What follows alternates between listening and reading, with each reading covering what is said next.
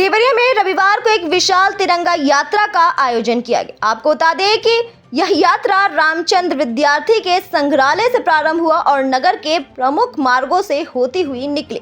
इस अवसर पर जिले के सांसद, विधायक, मंत्री सहित सभी प्रमुख जनप्रतिनिधि मौजूद थे। आयोजन का उद्देश्य भारतीय सेना के शौर्य, बलिदान और समर्पण को नमन करना था।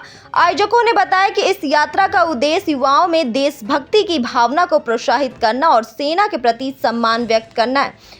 तिरंगा यात्रा के दौरान लोगों ने भारत माता की जय, वंदे मातरम और जय हिंद के नारों से माहौल को देशभक्ति से सराबोर कर दिया। जगह जगह फूलों की वर्षा कर यात्रियों का स्वागत किया गया।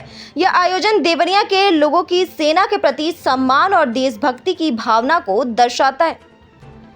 BNY न्यूज के लिए देवरिया से मोइन खान की खास रिपोर्ट।